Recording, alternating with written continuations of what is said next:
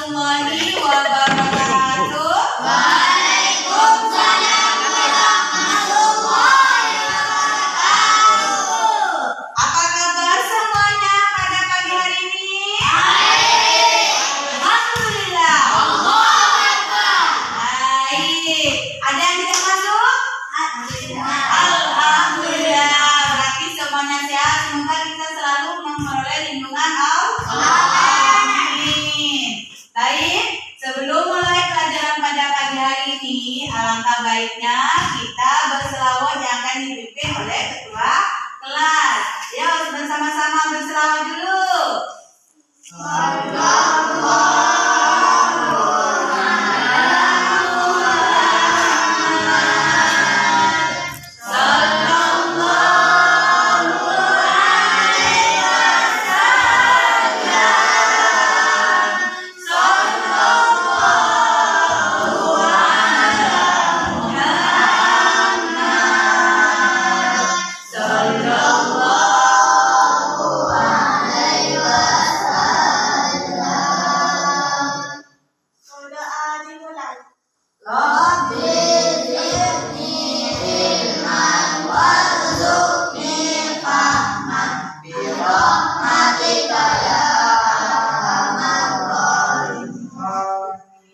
Baik, untuk lebih semangat lagi Ibu tanya tentang Pancasila yang hafal tidak ya?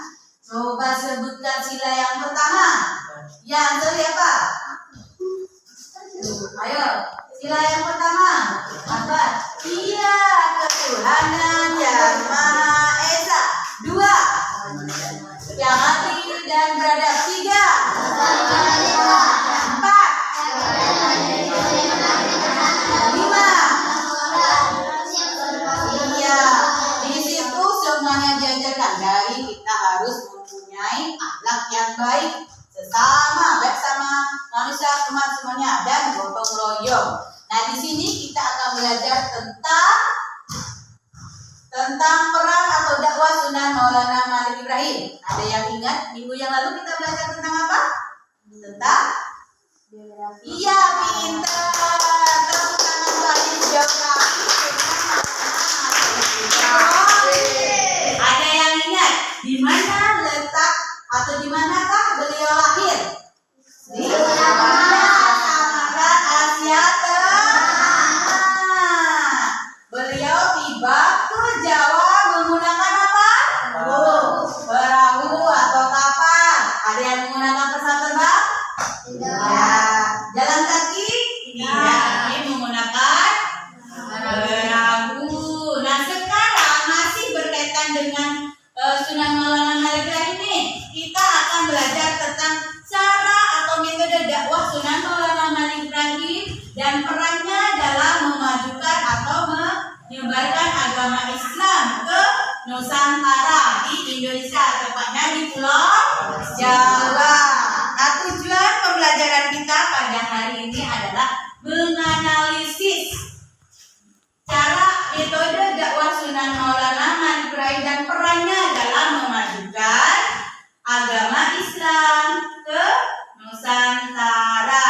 Baik, sebelum mulai pembelajaran ini, Ibu akan membagi kalian menjadi 3 kelompok. Kita sekarang metodenya diskusi. Ya, diskusi. Kelompok 1, 2, dan 3 boleh merapat. Nah, ini kelompok 1. Ada ya.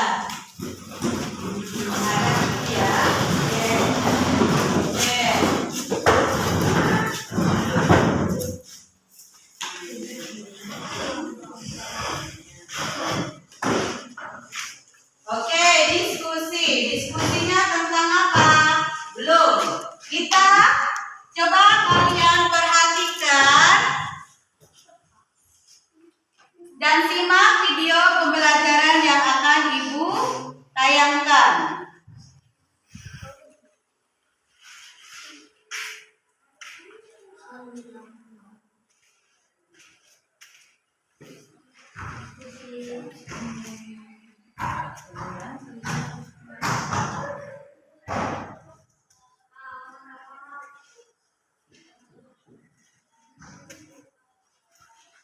oleh Sunan Maulana Malik Ibrahim.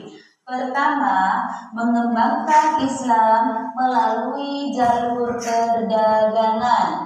Maulana Malik Ibrahim memulai aktivitas dakwahnya dengan berdagang di tempat terbuka yang beralokasi di Desa Rungo, dekat pelabuhan. Ia menyediakan kebutuhan pokok dengan harga murah dan terjangkau oleh masyarakat. Pergaulannya yang didasari akhlak mulia, penuh keramahan, kesantunan, dan toleran dalam keseharian menjadikan masyarakat mudah tertarik untuk memeluk agama Islam.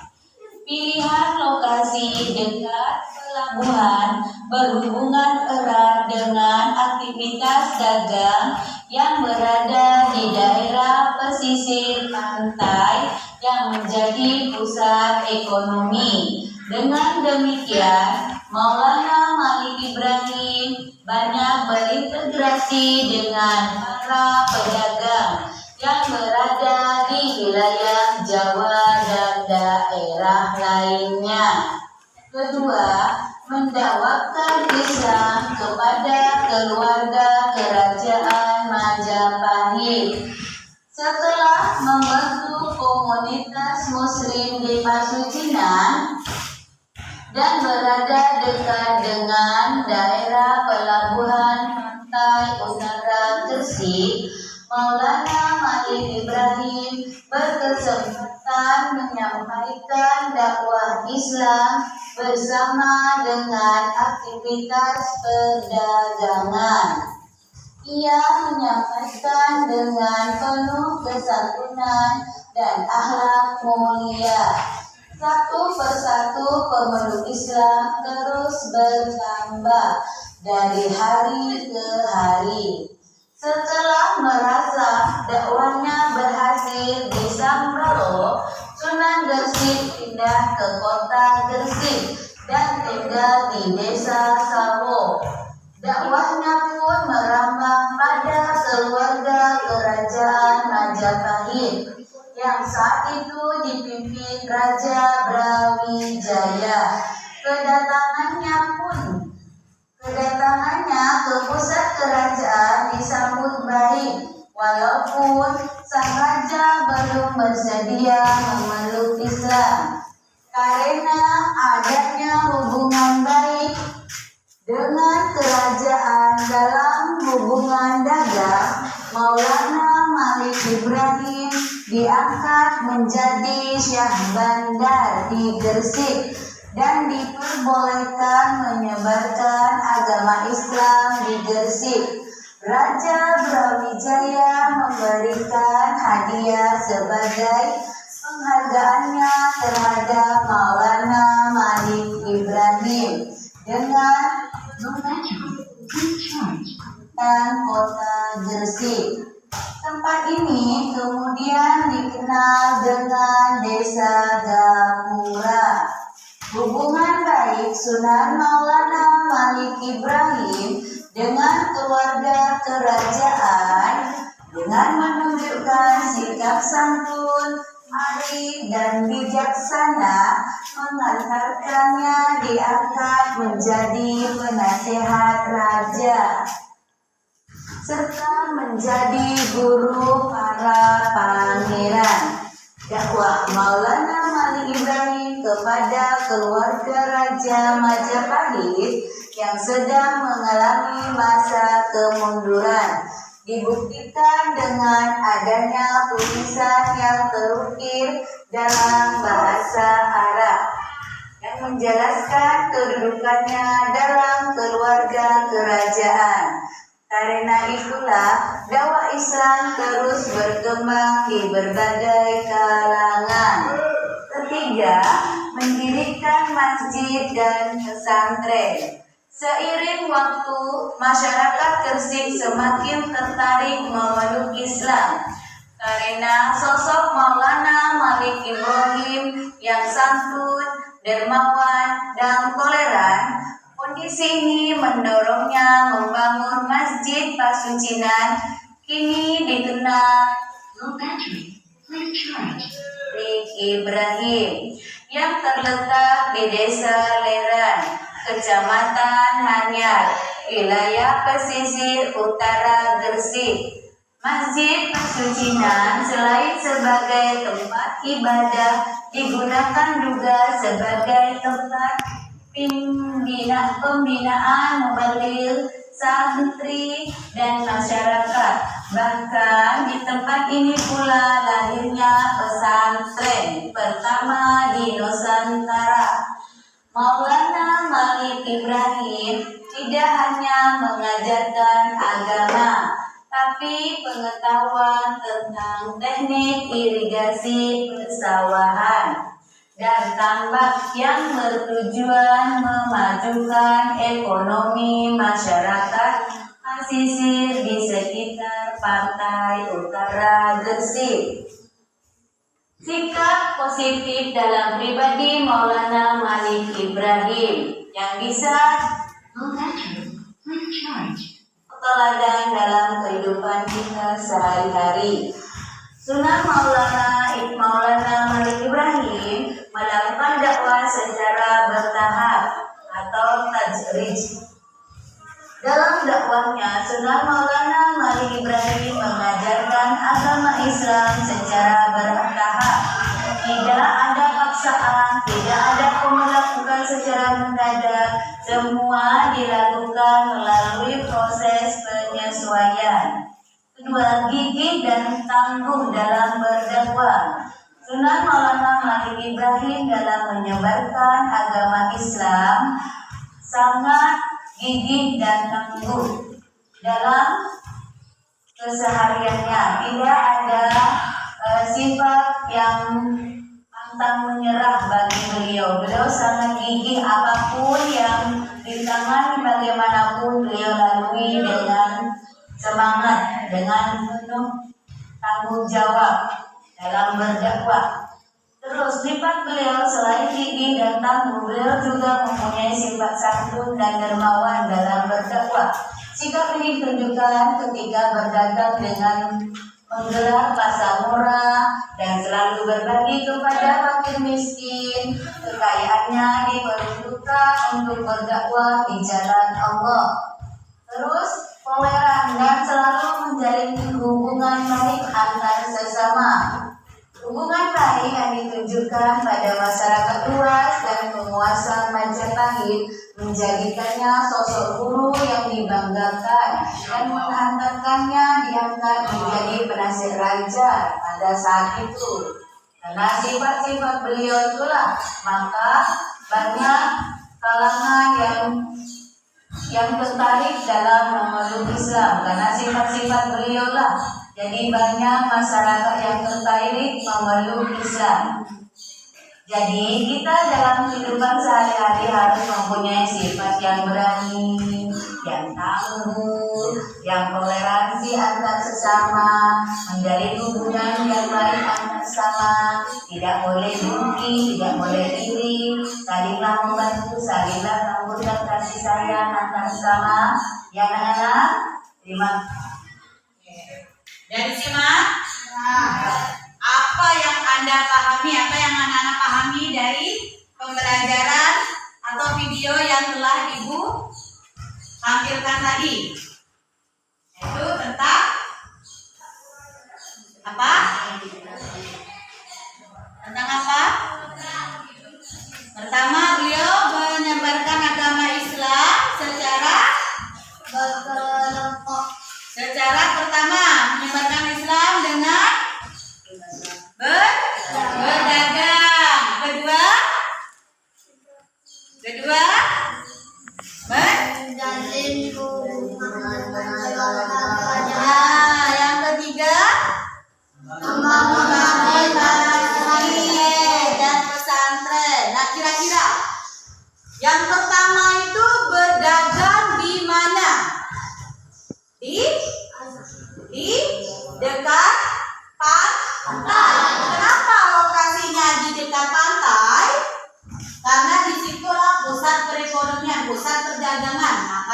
beliau tuh mengambil di pusat perdagangan. Jadi kan beliau sering berintegrasi dengan para pedagang. Dari situlah beliau juga akan memberi dagangannya dengan harga murah, menunjukkan sifatnya santun. Untuk apa? Untuk mempermudah beliau dalam menyebarkan agama Islam. Kedua, beliau terus ke tadi apa? Menjalin hubungan baik dengan keluarga kerajaan, dan bukan keluarga kerajaan di situ adalah seorang yang penguasa. Maka beliau itu dekati supaya beliau juga lebih mudah dalam menyebarkan agama Islam. Nah, ketiga itu, beliau itu disebut dengan Syah Bandar karena beliau diberi hadiah senjata. Kenapa? Karena beliau itu mempunyai sifat-sifat yang baik.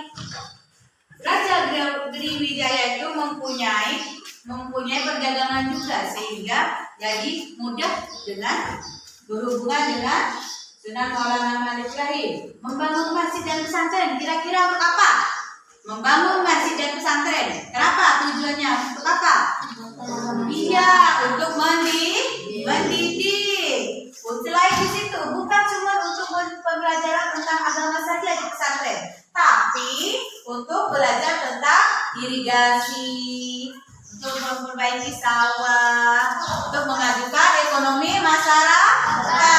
Nah, ada yang ditanyakan? Tidak? Oke. Sekarang Ibu akan memberikan tugas kelompok. Nah, kelompok 1 membahas, jelaskan bagaimana metode dakwah Sunan Maulana Malik Ibrahim.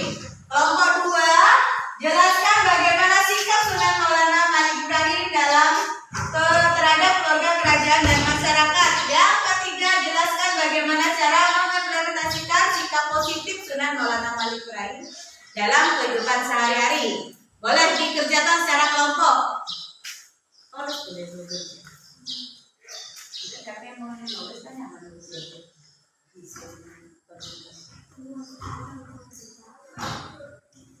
Ya, tugas kelompok ya.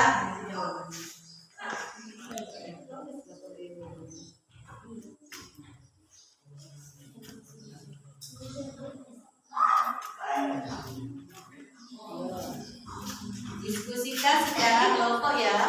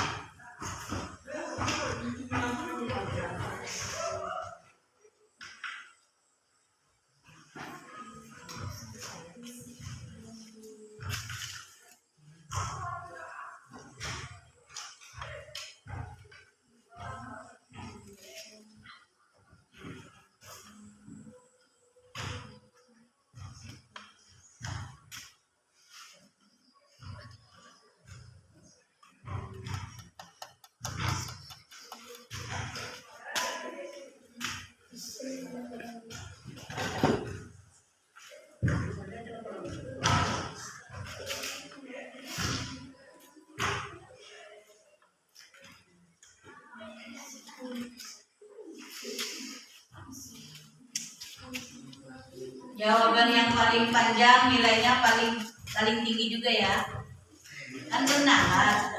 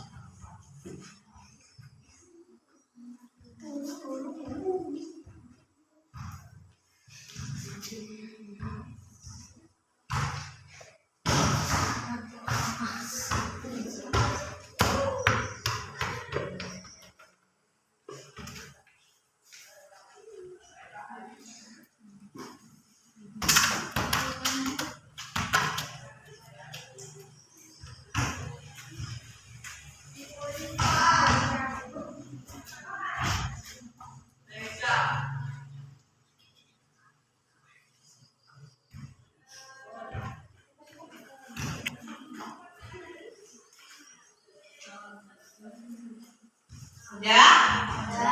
Baik. Nanti per kelompok maju ya. Yang lain boleh menanggapi atau boleh menambahkan jawaban dari kawan. Kelompok 1 dulu. Maju ke depan sama-sama.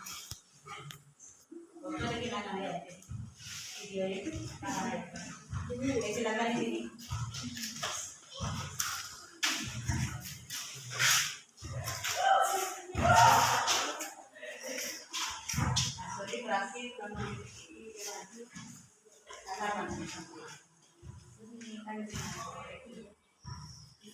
Oke, boleh dibaca pertanyaannya. Jelaskan bagaimana metode dakwah Sunan Maulana Malik Ibrahim.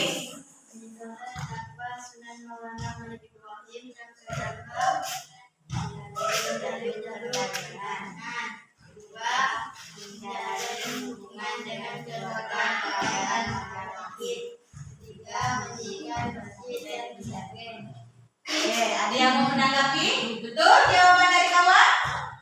Betul, tepuk tangan dulu.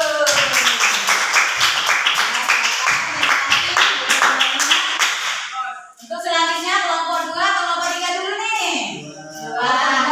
Boleh, yuk. Nyari-nyari ya bacanya ya.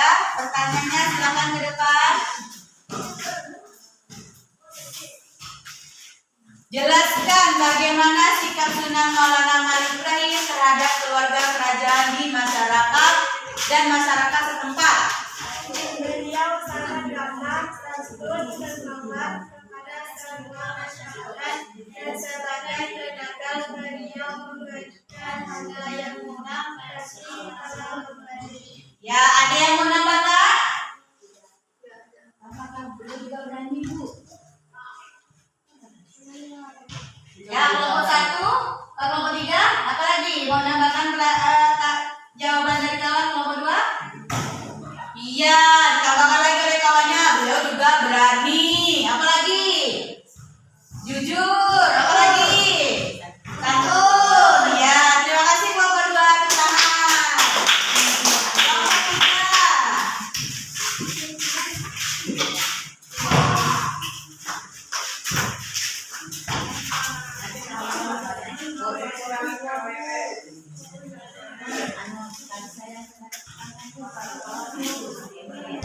Oke, silakan jelaskan bagaimana cara mengimplementasikan sikap positif Sunan Maulana Malik Ibrahim dalam kehidupan sehari-hari. Boleh di depan dikit, maju dikit.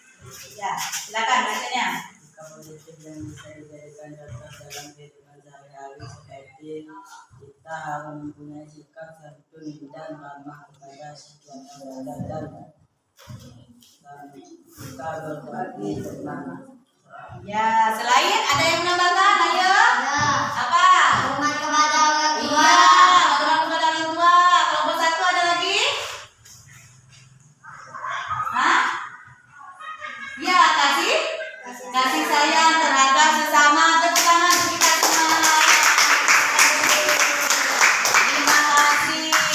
Jawaban semuanya sudah benar semua. 100 untuk semuanya. Yang pertama tadi jelaskan bagaimana metode dakwah Sunan Maulana Ahmad Ibrahim. Ada 3. Yang pertama tadi apa? Melalui jalur perdagangan. Kedua, menjalin iya. Ketiga, mendirikan masjid dan pesantren. Ya, yang kedua, jelaskan bagaimana sikap Sunan Maulana Ahmad Ibrahim terhadap keluarga kerajaan dan masyarakat. Jawabannya tadi apa? Ramah, santun. Ya, beliau sangat ramah, santun, dermawan pada siapapun. Beliau itu menunjukkan kasih sayangnya tanpa membeda-bedakan, baik itu dari kerajaan, keluarga terpandang maupun rakyat biasa. Beliau rangkul semuanya. Karena di dalam Islam itu tidak ada perbedaan, yang membedakan kita hanyalah apa? Takwa kita. Nah, terus yang ketiga apa tadi pertanyaannya? Jelaskan atau bagaimana cara kita mengimplementasikan dalam mengambil sifat-sifat positif dari Sunan Maulana Ahmad Ibrahim. Apa? Jawaban tadi apa? Kita dari tidak menjadi-jadikan data dalam kehidupan sehari-hari, tetapi kita harus mempunyai sikap santun dan ramah kepada Iya. Sunan Maulana Ahmad Ibrahim itu mempunyai sikap yang santun, sikap toleran, penuh kasih sayang, penuh ramah ketamakan. Jadi kita bisa mengambil contoh dari sikap-sikap beliau, seperti dalam bersahabat nih, berteman, kita harus menunjukkan kasih sayang. Tidak mentang-mentang yang putih tidak mau kawan dengan yang hitam, yang hitam tidak mau dengan kawan yang putih, atau sebaliknya, yang tinggi tidak mau kawan dengan yang pendek. Jangan semuanya sama. Tidak Bu, saya tidak mau bergaul dengan si A karena dia jadi tidak boleh semuanya sama. Belajar juga sama. Ada yang mau ditanyakan? Nah, itulah sifat-sifat yang bisa kita contoh dan kita ambil hikmah akibat dari kisah Sunan Maulana Ahmad Ibrahim. Beliau pada zaman dulu yang tanpa teknologi beliau bisa menyebarkan agama Islam, apalagi kita sekarang. Kita sekarang sudah merasakan indahnya, nikmatnya Islam. Maka kita harus belajarlah dengan baik. Bagaimana sikap seorang pelajar ingin mengimplementasikan kisah dari Sunan Maulana Ahmad Ibrahim, yaitu dengan belajar yang giat, sholat yang rajin. Terus jangan apa di rumah disuruh orang tua dibentak ya. Jangan, hormati, hargai dan tunjukkan kalau kita memang peduli kepada beliau, ya. Ada lagi yang mau tanyakan? Ya.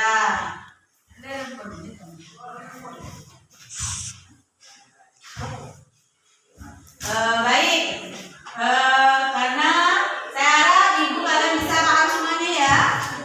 Baik. Terima kasih atas perhatiannya. Mungkin hanya ini yang dapat Ibu sampaikan. Kurang lebihnya Ibu mohon maaf.